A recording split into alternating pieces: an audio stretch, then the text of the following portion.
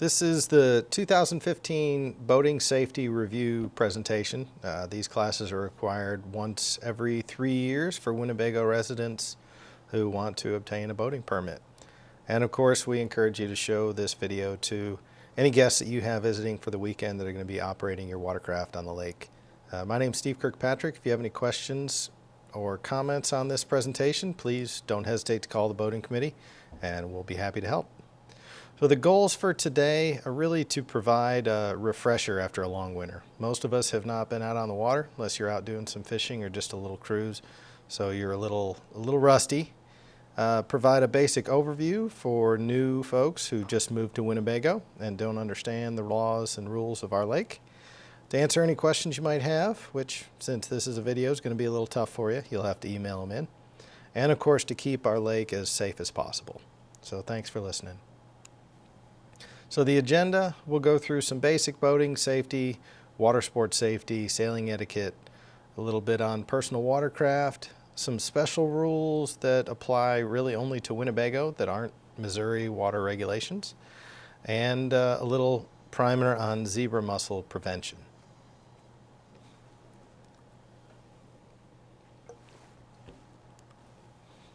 The boat committee on 2015 does have an email address that we expect to last through all time. So if you have any questions or comments, regardless of the year, that email address should be in effect and we'll get your message.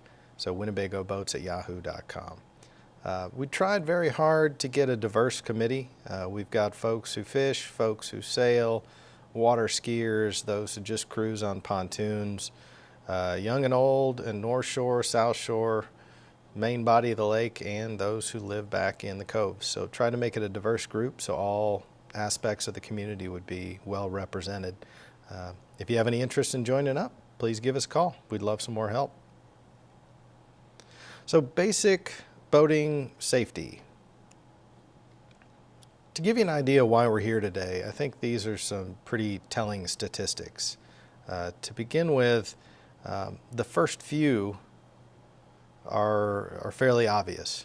84% of those who died in a boating accident weren't wearing a life jacket. 20% of the fatalities in 2013 were a result of someone who broke a rule, a navigation violation. So if they'd have been following the rules, those folks would still be here today. The last two apply very much to us here at Winnebago. 80% of the boating fatalities in 2013 occurred on boats who were captained by someone who had not received any safety instruction. So hopefully, as a result of this class today, we're preventing some accidents, some possible injuries, and some fatalities. And of course, if you say, well, nothing happens here, all the boats are small, 80% of the fatalities in 2013 were on boats 21 feet and under, which includes almost every boat on this lake. So a couple images just to remind you how serious we really are about this. Apologize for being a little graphic, but it's important.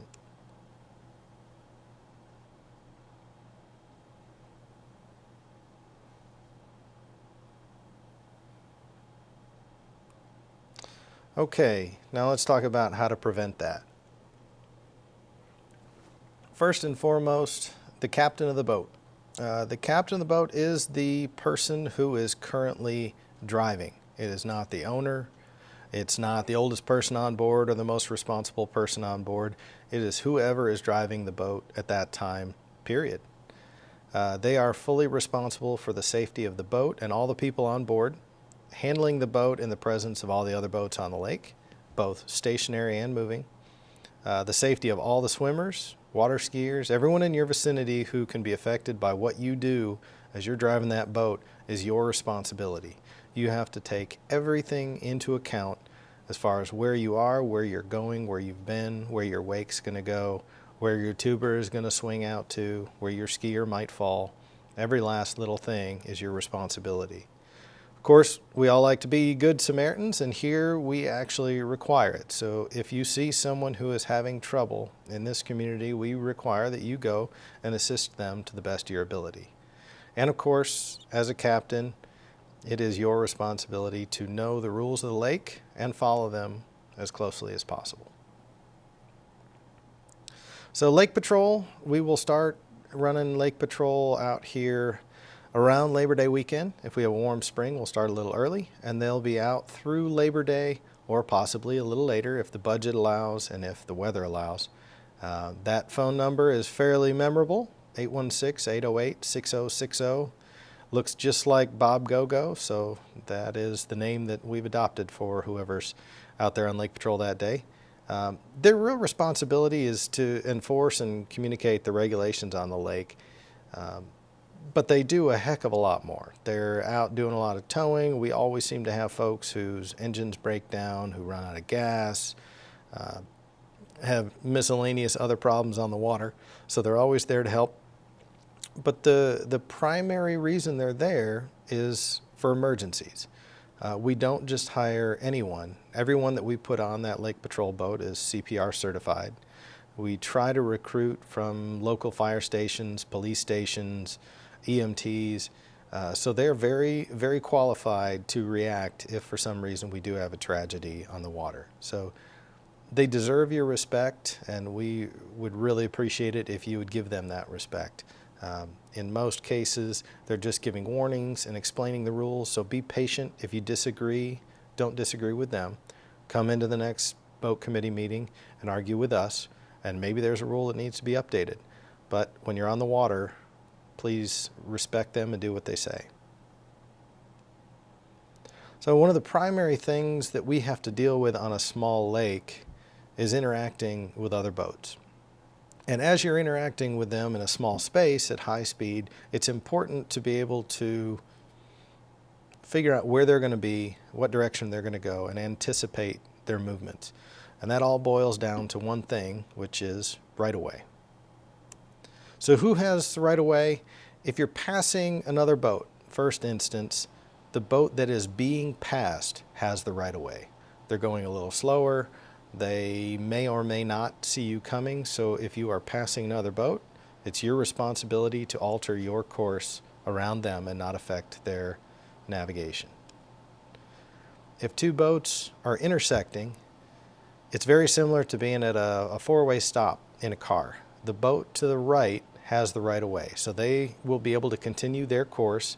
If you are intersecting and you're on the left, it's your responsibility to alter course so as not to interfere with their navigation.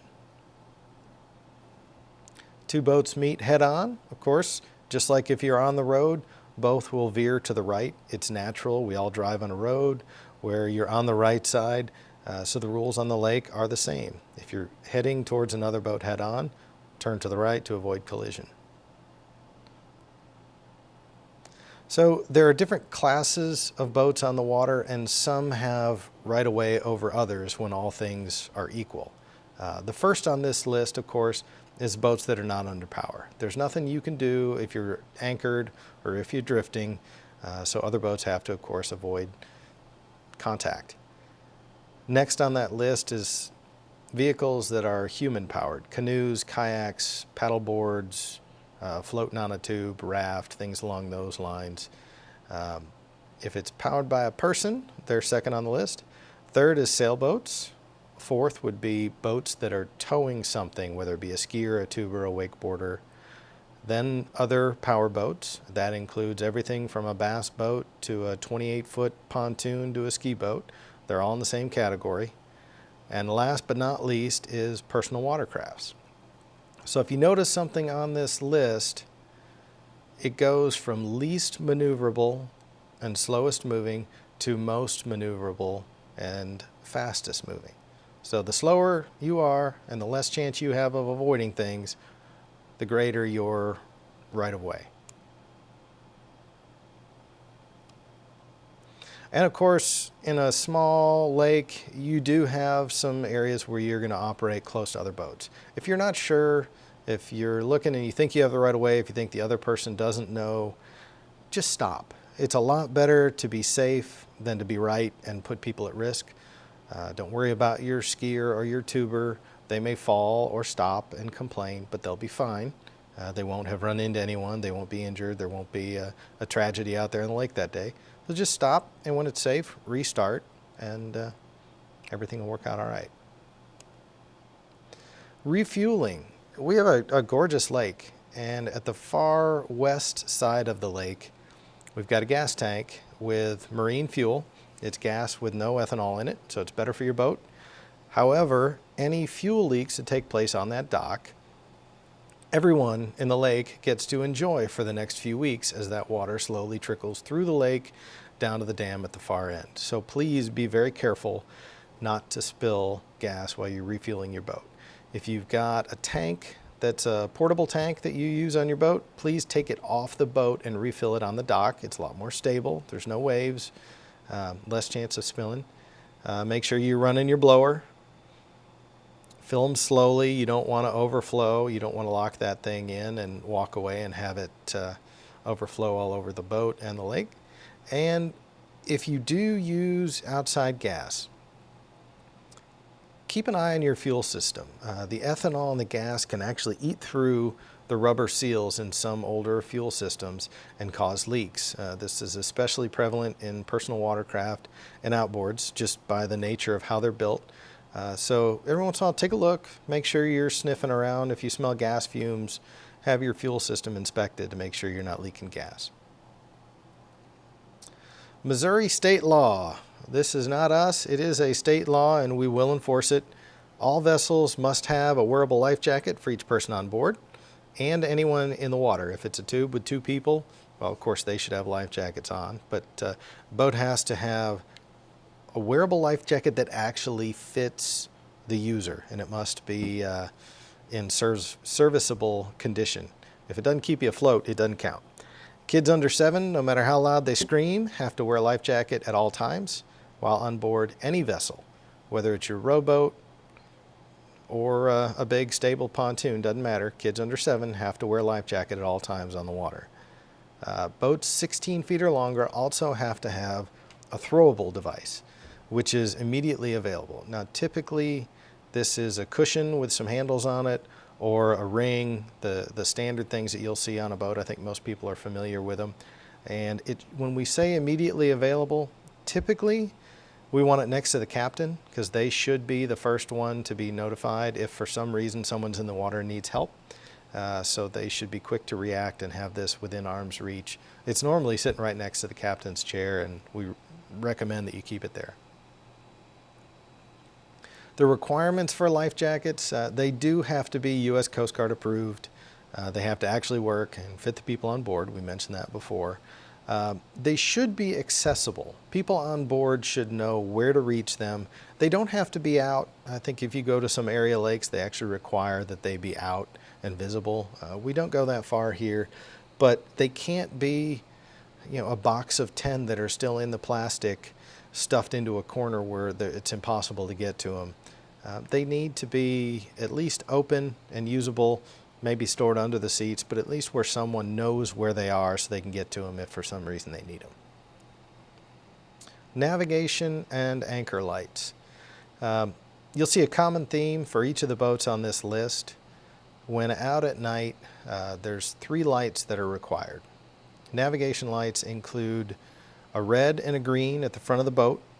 The red is on the left, the green is on the right, and the point is a boat coming towards you, you'll see a red light on the right and a green light on the left. That way you know the direction they're going. You don't have very good depth perception at night, and so if you remember the rhyme, red light returning, you'll know that any red light coming towards you that's on the right, red light on the right at night is actually coming towards you.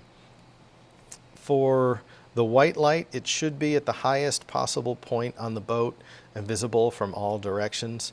The Missouri state law says visible for a mile, but since there's nowhere on this lake where you're more than a mile from shore, we really just say make sure it's visible from all directions. And of course, if you're going out at night, we all know boats break, so don't leave shore without a flashlight. That way at least you have some way to flag people down if you run into problems. Cell phone wouldn't be a bad idea either. There is one caveat to these rules. Fishing boats within 50 feet of shore, if they're actively out fishing, are okay without lights. That's actually written in the state law. They are required to have a significant light source of some kind so they can signal boats that get close to them, make sure that they're visible to others. But they are allowed to fish without the lights on at night. So the holidays out here are fantastic. The 4th of July is one of the neatest events of the year, but with that comes a ton of boat traffic. There's a lot of alcohol. There's a lot of guests who are operating personal watercraft and boats and don't know necessarily what to expect from other boaters out here. So with that, we ask you to be extra cautious. With that extra traffic, there's a lot more close calls, more inexperienced people. So please try to be patient, avoid overloading your boat. I've actually seen instances where something like a pontoon that is typically so incredibly stable in the water was overloaded with double the actual capacity of the boat, and it flipped. You had a few people change sides, a wave hit just right, and over they went. And last but not least, this should go without saying, but no fireworks should be launched from the boat or lit on the boat or should be shot at boats. This should go without saying, considering you're sitting on a large gas tank that's very explosive, but we see it every year. Please, no fireworks from the boats. So the state of Missouri requires that anyone born after January 1st, 1984 has to pass a Missouri boater education class before operating any motorized vessel on the water. So this is basically, they're taking a rule out of the driving handbook where you have to get a license, and we support that. In addition, any boat operator under 14 years old has to be accompanied by an adult. So keep in mind, for that certification card, we require that kids actually have that card with them at all times. Now, you may not want to take your actual card, so quite frankly, it makes a lot more sense to make a photocopy of it and laminate it and just stick it in the boat so you don't have to worry about bringing it back and forth or losing it. But we do require that you have it in there, so please take the steps to get that education card and keep it with you. Some additional resources in case you want to go out and learn a little bit more about boating safety if you're new to the water or just feel like brushing up. The U.S. Coast Guard has a great site. The Water Sports Industry Association has a lot of tips. Boating Magazine has a fantastic boating safety section. And of course, Power Boating for Dummies is a tremendous source. That's where a lot of our information for this presentation came from. So if you have a little time and are curious, flip through there and see some good information. So on to water sports.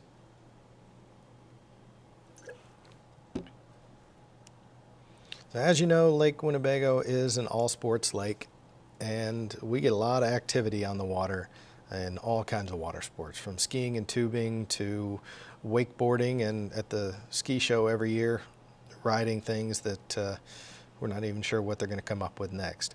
But we do have some basic rules for water sports safety. First and foremost, try to be reasonable with other boaters. I think in a lot of cases people panic if they get cut off, if their path is not perfectly clear, and they may speed up or do something that puts their skier or tuber at risk.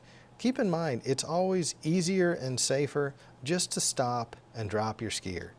Quite frankly, when that takes place, you get a chance to reset. You can wait until there's a clear and safe situation, and it doesn't put them at risk. They may be a little upset with you, but they'll live to ski another day. If you are on the water pulling a tuber or a skier, you have to have a red or an orange flag displayed at all times. And this should be in a scenario where it's visible from all directions, and it must be mounted to the boat in some manner. We don't allow you to just hold it up by hand or have the spotter hold it. This includes swimmers, by the way. Distance from other boats and docks when you are towing a skier, 100 feet. And just to give you a good frame of reference, those orange balls that you see around the lake are typically 100 feet from the nearest dock. So if you look at the end of the dock to the orange balls, that gives you a good way to estimate how far you should be away from other boats and docks. And of course, if you are using some kind of wake enhancement, whether it's a wedge or some fat sacks or other ballast, we ask that you expand that to 150 feet. If you're following a boat that's towing anything, whether it be a ski or a tuber, we ask that you stay 300 feet behind them, which is roughly 15 boat lengths. Seems like a long ways, but you may or may not notice exactly the moment that that skier falls and is in the water. You want to make sure that you've got plenty of time to recognize what's going on and make the necessary maneuvers to avoid contact with them. So let's talk a little bit about basic responsibilities when you're participating in water sports. We break this down into 3 different groups. You've got the driver, the spotter, and those who are actually participating in the activity, whether it's a skier, a tuber, or a wakeboarder.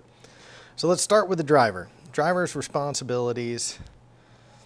Number 1, always pay attention to your surroundings. You need to know where every boat on the lake is, where every dock is, where every buoy is, how much space you have to make the turn, how wide your tuber is going to swing out. All that good stuff is something you need to be paying attention to. Number 2, make sure you assign a spotter in your crew. And I don't want you to say, okay guys, let me know if he falls. This needs to be one specific person who is solely responsible for communicating with you the condition of those who are being towed. Number 3, make sure you pick up your skier correctly. And that means keeping those who are in the water, who are at risk, keep them on your side of the boat. So you should always pick up or pass your fallen skiers or tubers on the right side of the boat. So you keep them within your vision at all times. If you go on the left side of the boat, there's a series of moments where you can't actually see them. And that's unfortunately where bad things happen. And of course, last but not least, make sure everyone knows the rules. And that should go without saying, but it's important that you clarify. If you have some guests out and you're towing them around, make sure they know they're not allowed to ski inside the buoys, those orange balls, that there's no towing within the no-wake areas, things along those lines. So make sure they know what to do. For the spotter, this is one of the key positions on the boat. Need you to know how to communicate very clearly with the driver the condition of those who are being towed. Make sure that you set up ahead of time exactly what you're going to say when. You are responsible for keeping that skier in sight at all times. You're not going to sit and chat with your friends and then look back and go, uh-oh, they must have fallen. You need to pay attention. They are your responsibility. Now, we've all done it. We all sit and chat and have fun and listen to music and change the radio station and look back and realize that little Billy is waving his arms 300 yards away. So please pay attention and keep your kids safe. For those who are lucky enough to be skiing or tubing, you've got some responsibilities too. It's not all about fun. Pay attention and be aware of other boaters on the water.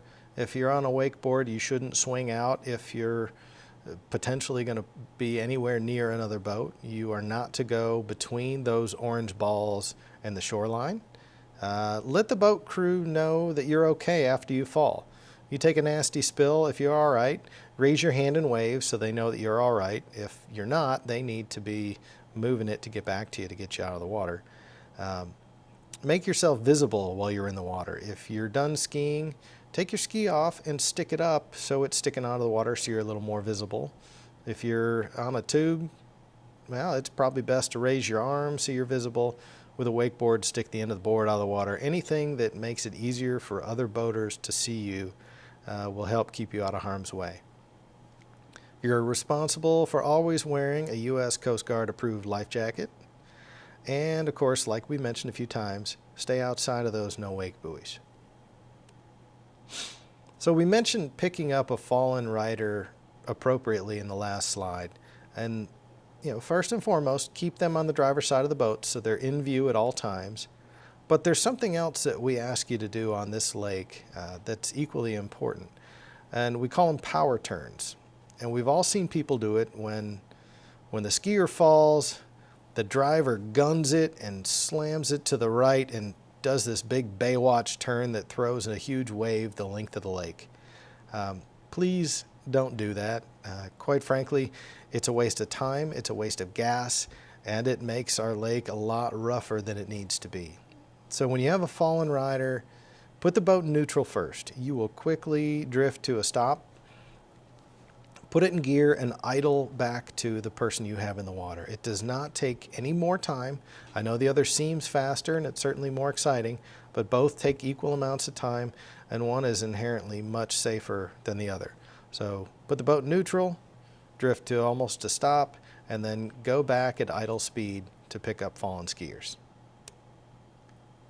Wakeboarding safety. A lot of kids on the lake love to wakeboard, and of course with that comes jumping and the biggest wakes you can produce, it seems.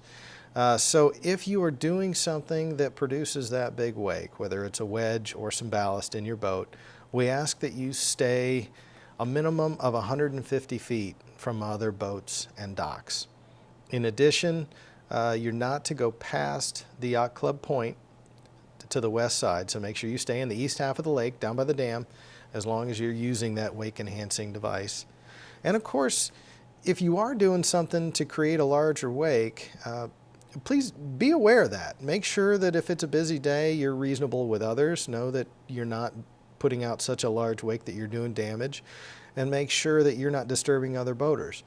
If you've got a few folks who are out sailing that afternoon in one of those very small scows that do their racing on Sundays, that large wake might swamp their boat. So make sure that you're responsible in how and when you're deploying that kind of device. And we also ask that you don't wakeboard through the slalom course. That course is not set that deep, and as you drive through at a slower speed with the tail of the boat down a little bit, you do stand a chance of potentially making contact with some of those devices underwater. Most likely wouldn't happen, but we certainly would like to avoid that kind of scenario. And it simply isn't built for the kind of impact that a wakeboarding would bring to it. So please don't wakeboard through the slalom course. A few years ago, the board passed a rule that outlawed wake surfing on the lake. The excessively large waves were thought to be causing some damage to seawalls and docks. So unfortunately, the sport has been outlawed. So no wake surfing on the water, and boats that have wake surfing enhancement devices. There are some gates, some different tunnel designs, hull extenders. Those are prohibited from the lake as well. Tubing, I think, is a family favorite out here. We divide this up into different areas of responsibility, similar to the slide we showed earlier.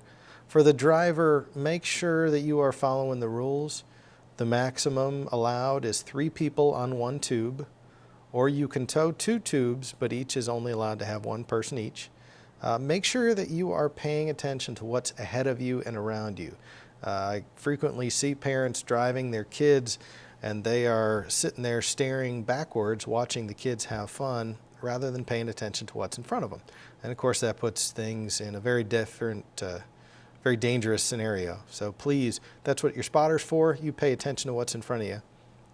Drive according to lake conditions. If it's extremely rough and choppy and busy, you probably shouldn't be doing figure eights around the lake and interrupting other boaters' paths. You need to be a little reasonable.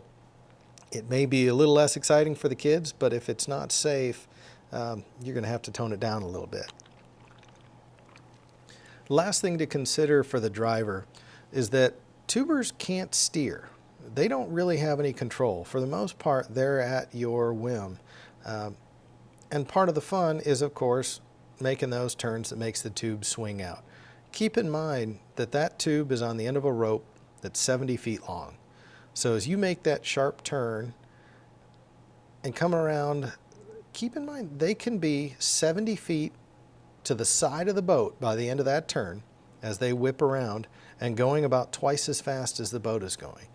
At that speed, if they come off that tube, they're likely to travel and skip quite a distance. So make sure that you allow room for that so you don't send your kids off the tube into a dock or another boat or into a buoy or anything that might injure them. So give yourself a little room. Spotters, we said it before, keep the riders in sight at all times. You must pay attention. They're your responsibility. Communicate all aspects of their ride to the driver, when they're okay, when they're at speed, when to slow down, if there's a boat that's putting things at risk, and of course, most importantly, when they've fallen. So one of the most contentious spots on the lake is the slalom course. And a primary reason for this is really a lack of understanding and anticipation of where the boats are going to go. So first thing that I want to make sure everyone realizes is we have a lot of folks on this lake who actually compete. Slalom skiing is their sport, they love it, and they are pushing themselves to failure every time they're on the course. So keep in mind, if they're out there skiing, they are actually training or practicing for their sport. You wouldn't walk through a soccer field in the middle of a game. You probably wouldn't walk your dog across a baseball diamond in the middle of their practice or go through a football field at kickoff. So don't drive your boat through the course when they're practicing. Of course, if you love to ski, you also need to respect the fact that there may be other boats waiting in line to use the course. Typically, this is only in the mornings, occasionally at an evening, but they'll be down usually off the yacht club shoreline. If you see folks suiting up and getting skis out, they're waiting for their turn, so make sure that you respect that and go and wait in line appropriately. Of course, skiers have to be reasonable as well. In a lot of cases, you'll see fishing boats get trapped between the ski course and the shoreline as they fish that stretch of undeveloped land inside the ski course on the south side of the lake. So give them a heads up that you're coming, give them time to finish going through that area. They're typically not there very long. So if you're just patient for a few minutes, you can avoid ruining their morning and trapping them in there in a wavy situation. Unfortunately, as we ski, the balls do get knocked off. If you knock off a ball while skiing, do your part. Either grab a zip tie and reattach it to the course, or put it on the HOA pontoon, pick it up, throw it in there, throw it on Daryl Granzella's dock. You can throw it in the Lake Patrol boat. Just make sure you don't just leave it to float around on the lake. So do your part and fix what you break. So to give you a view of the slalom course and what happens where, we'll start at the far east end of the smaller portion of the lake. So this is actually, if you look on here at the far left, you've got the HOA building and the community docks, and right in the center you have the the Yacht Club Point. So the waiting area where boats are waiting in line is typically between the Yacht Club Point and South Shore. And the reason for that, number one, is to have a universal starting point. And number two, to set up boats there while you're waiting is a signal to other boaters on the lake as they come around the Yacht Club Point that someone is actually skiing the course and that you should come down to no wake speed if at all possible to avoid sending dangerous wakes through that course while they're skiing. So if you see 3 or 4 boats sitting in that waiting area off the Yacht Club Point, that's what they're doing. So the slalom course, as most of you know, runs along the South Shore, fairly close to that undeveloped area there, and you can see it in green on the map. And at each end is an area where the boat is going to turn around to take skiers back through. So we'll follow the path of a boat through that course so you have a better understanding of where they're going to go so you can anticipate their actions. Of course, we have the starting area down where the boats were waiting. The boat's going to line up with the buoys and get up to the appropriate speed, and most of them have a form of cruise control to hold that speed, which is very important for allowing the skier to get some timing. As they pass through the course, that skier will alternate sides of the boat going around the buoys. And at the end, the boat typically at the west end of the lake is going to do a sharp turn to the right, followed by a turn back to the left to reline up for the course to come back through. And this is one of the areas that confuses a lot of folks that don't understand the path of the boat for the slalom course. They see a boat that's coming the wrong way down the lake. This is actually the only scenario where it is okay to not go counterclockwise on the lake. So they'll be going clockwise when they're heading west. And then you see that sharp, we call it a button hook turn at the end, where they come back around and line back up. So if you are leaving the gas docks or the community docks and you see someone skiing the course, this is what you should expect. So it's best to be patient for a moment and idle and maybe stay inside the no-wake buoys to give them room to make that turn and avoid a dangerous scenario. Because they're pulling a skier, they actually have right of way. So as we mentioned, they'll make that turn and line up with the buoys again to pass through the course. They'll pass through, they'll ski around the balls, and at the far end, they will make that sharp turn once again. The turn is typically a little closer in than is shown on this map, but for the graphics purposes, it was easier to make it a little wider and larger. Keep in mind, this shows the boat swinging out to the left and looping around to the right to line up with the course again. They may do the other direction as well and go close to the south shore before making a sharp left turn to re-enter the course. So of course then they'll line up, pass through the course again, and so on. So some basic unwritten rules when it comes to the course. Well, a written rule is only one boat at a time can use it for obvious reasons. The waiting area is at the east end of this section of the lake near the yacht club docks. A skier's turn is over when they pass through the course 6 times or they've fallen 3 times. And that's something that in most cases the skier's exhausted at that point, but some abuse that privilege and keep others waiting unfairly. So if you think about this, a pass through the course takes 15 or 20 seconds. Then a little bit of time to turn around and line up. So one skier's turn at most is 4 or 5 minutes long.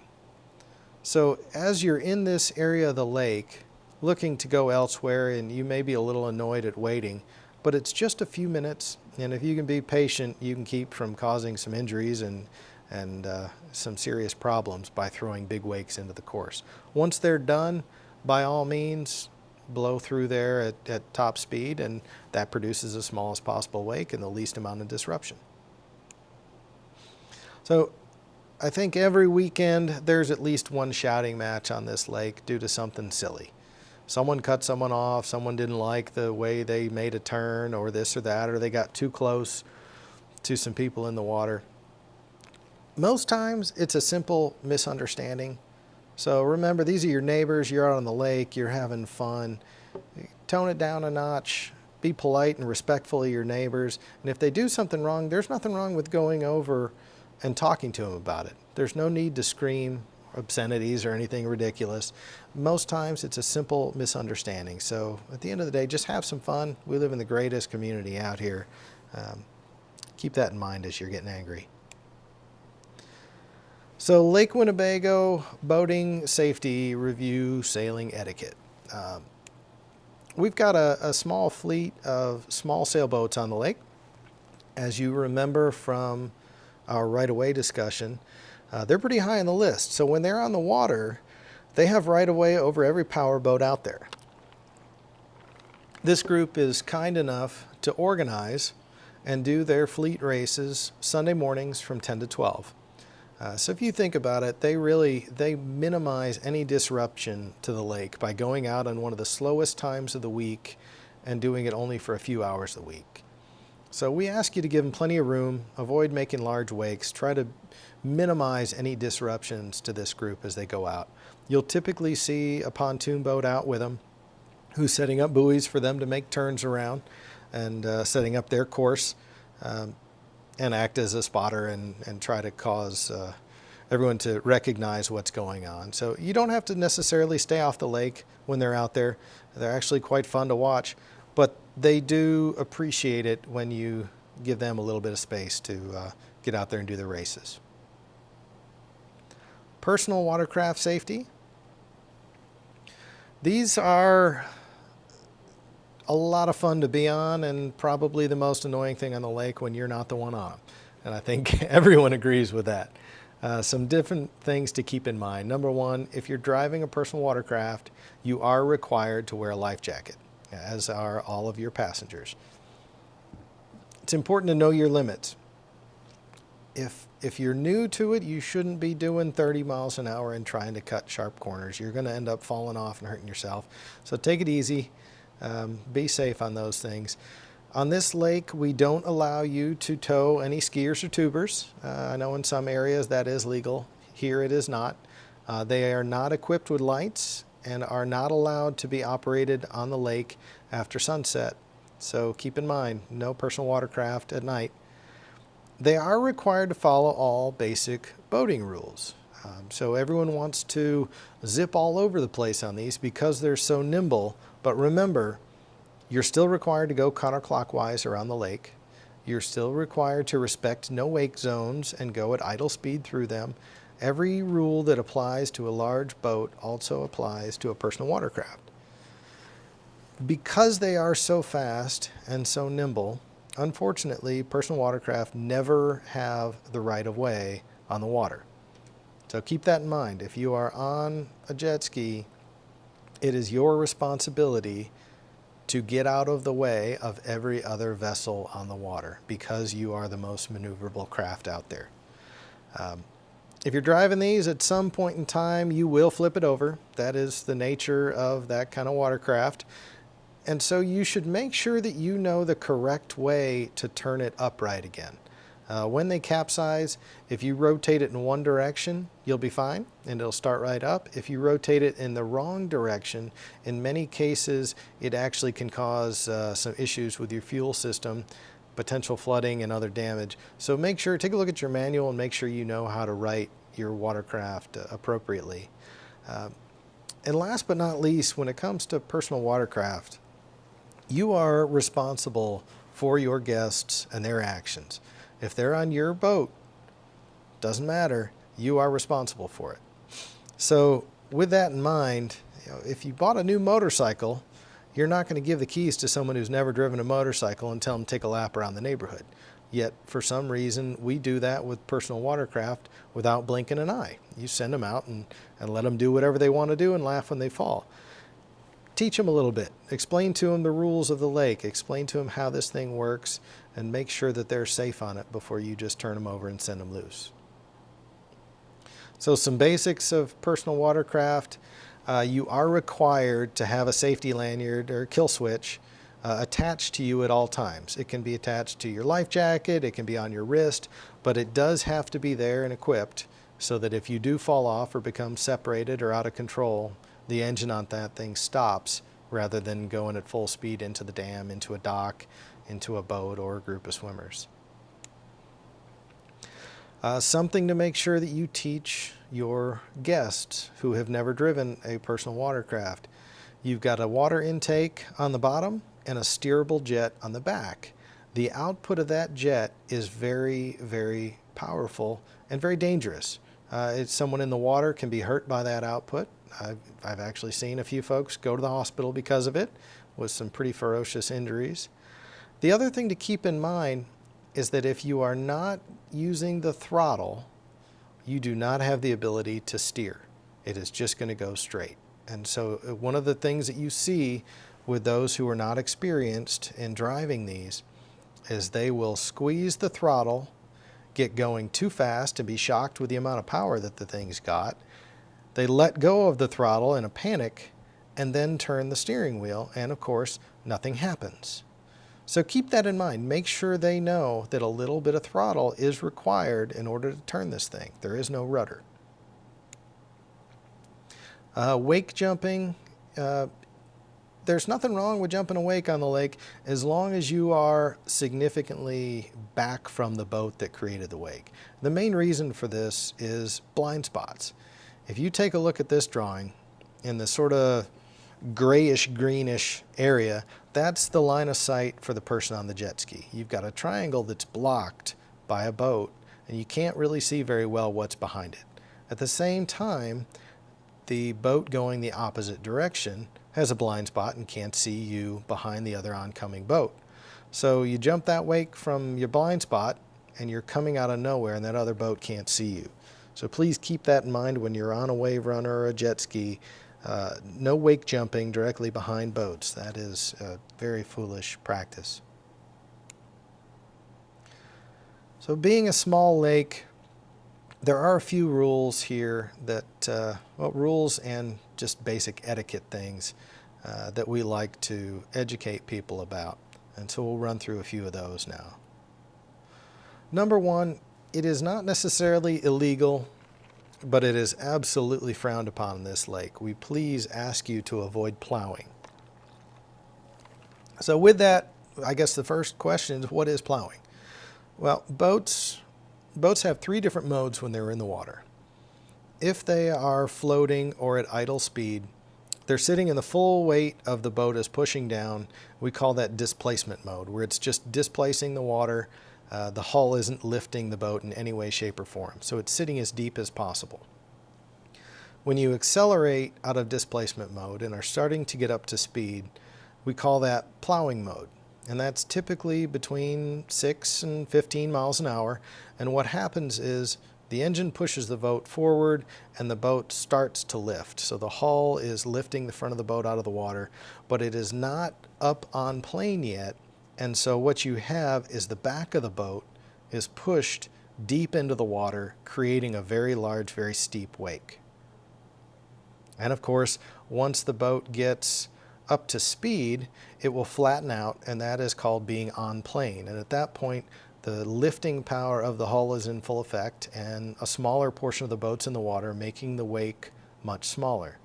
So what we like to have you do is avoid plowing mode. A lot of people we've seen will cruise at this speed on the lake, putting out this massive wake, which really is annoying and damaging to some of the seawalls and docks on the water. So please don't plow, save gas, control wake size, your boat will handle better, and you'll actually be able to see what's going on around you. If you have to stand up to see over the bow of the boat or sit on a cushion because you can't see well enough forward, most likely you are plowing through the water. No wake zones. There are quite a few of these on the lake. We have those orange balls around the lake. They're 100 feet from each dock. Inside those orange balls or inside those taller white and orange no-wake buoys, you are required to be at no-wake speed at all times. That doesn't mean slow enough that you're not putting out a big wake. That means the slowest possible speed that your boat can go while maintaining navigability. Typically, that means you put it in gear and are idling forward as slowly as possible. So while you're in the no-wake zones, please keep your eyes open. Be aware of swimmers or kayakers and tubers, or excuse me, kayakers and paddleboards and whatnot. You are not allowed to pull tubers, skiers, or anything other than another boat in an emergency situation in a no-wake zone. A lot of people feel that it is safer to load their kids at the dock and tow them through the no-wake zone to the busier part of the lake. But unfortunately, that is not allowed on this lake. And there's a good reason for that, that a lot of people don't take into account. If you load the kids at the dock and tow them slowly out of your cove, you're not taking into account that you may have other folks pulling out of their docks. So if I'm backing out of my dock and I see you coming, I'm going to wait for your boat to pass. Behind your boat is 70 feet of rope, and then kids who are very low to the water on that tube that are not very visible. So when I see your boat pass, I assume it's safe. I put my boat in reverse and back out of my dock, prop first. Right about the time that I am out into the center of the cove is about when your kids will come into contact with my boat, and I may never see them. So keep in mind, it is not okay to pull tubes inside that no-wake zone at any time. And last but not least, we spend a lot of time maintaining the buoys on this lake. The ice in the winter is very, very difficult to deal with. So in the spring, we have to reset almost all of them and spend a lot of time. And of course, the spring rains move them around quite a bit as well. And just general currents have a habit of disrupting some of the buoys. But nothing is more frustrating than getting halfway through the summer and having to spend another day, another Saturday, out adjusting buoys and replacing them because they've been run over. In the summer of 2014, we had easily 24, if not 36 buoys get hit by boats and destroyed, which is ridiculous. They are easy to see, If you're paying attention, you shouldn't be anywhere near them in the first place. Give them a little bit of space. And quite frankly, it's not too great for your boat either to get that line all tangled up in there. So pay attention. Please don't run over the buoys. We appreciate it. Anchoring. Everybody loves to go out, drop anchor, swim, float, and just plain old relax. But use your head, avoid high traffic areas. Try to make sure that you are not going in an area where you're going to block navigation. Whether you're floating in your boat or in a raft, there's never a time when it's okay to float or stop in a place that's going to block navigation. You do have the right of way at that point in time, but you're disrupting the general traffic flow on the lake, and it's simply quite selfish. We do require that someone stays in the boat. This is basically in case the anchor pulls loose.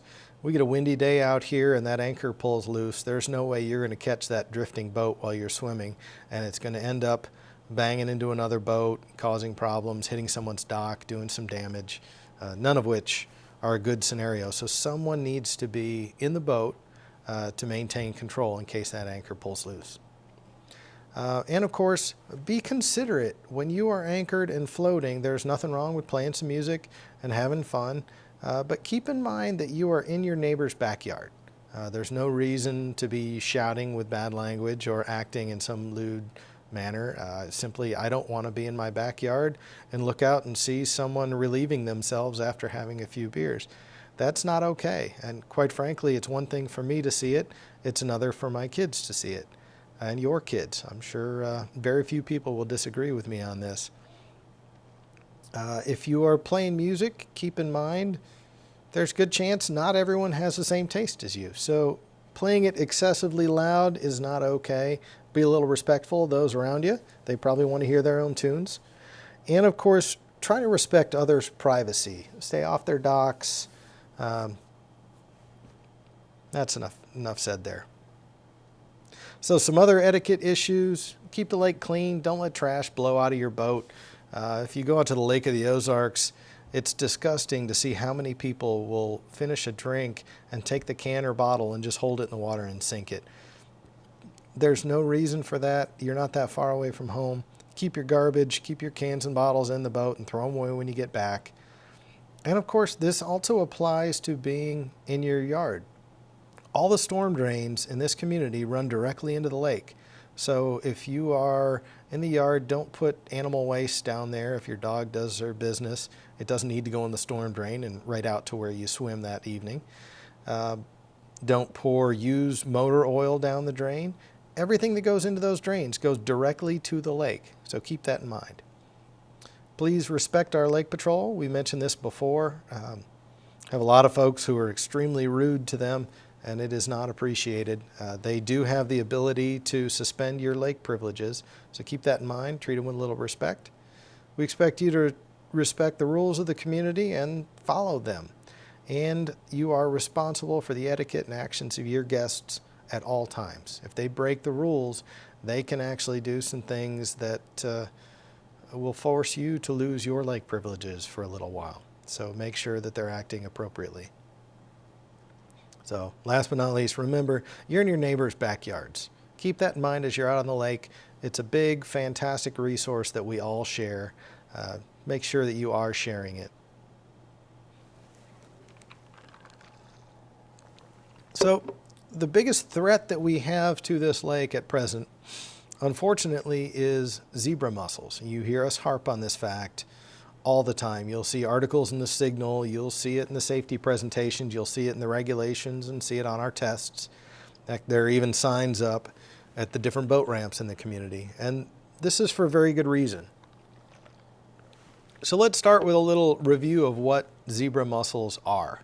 They're a tiny little invasive freshwater mussel. There's a picture of one on the top right, about the size of your fingernail.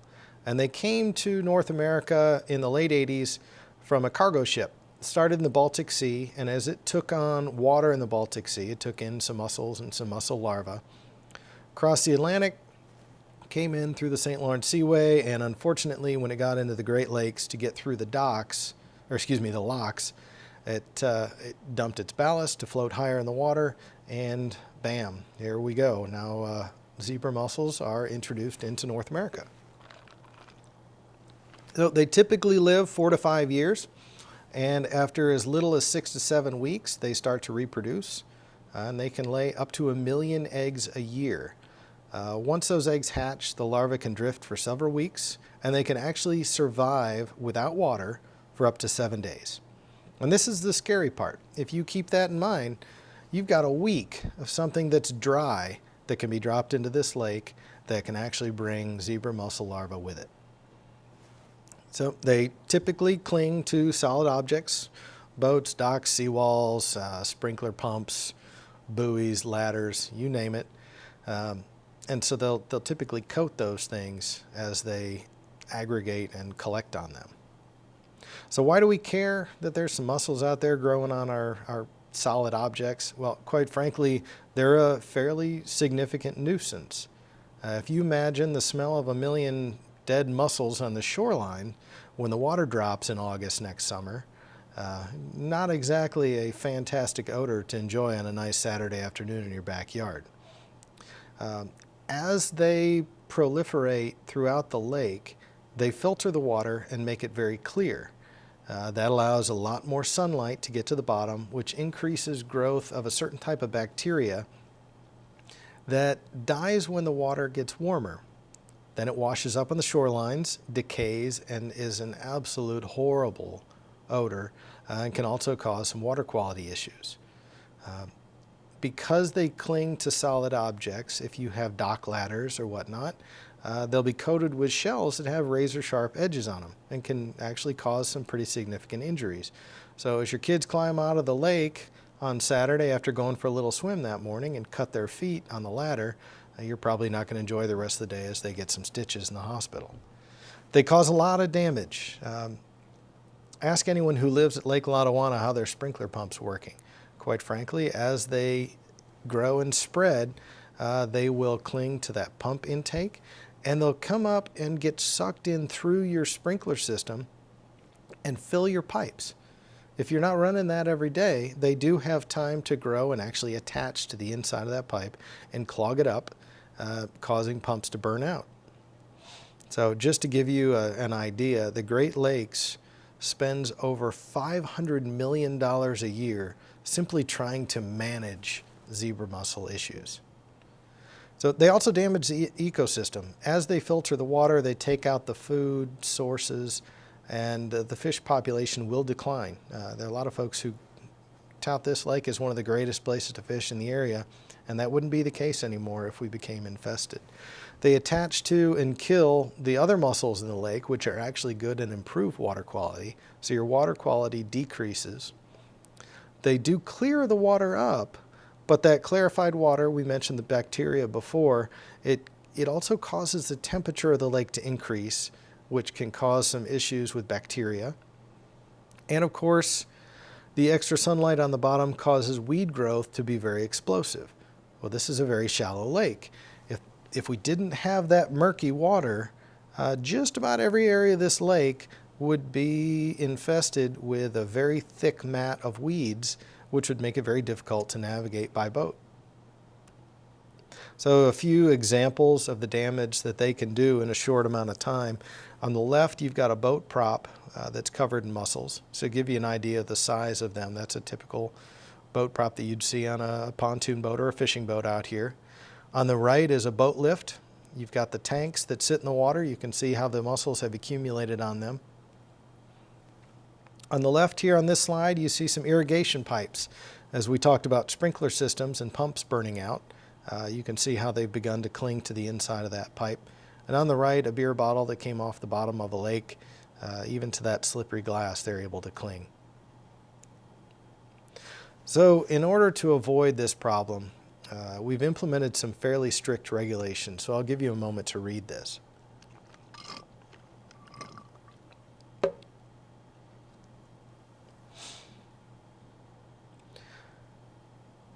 So remember, 18 points equates to the loss of lake privileges for at least a year.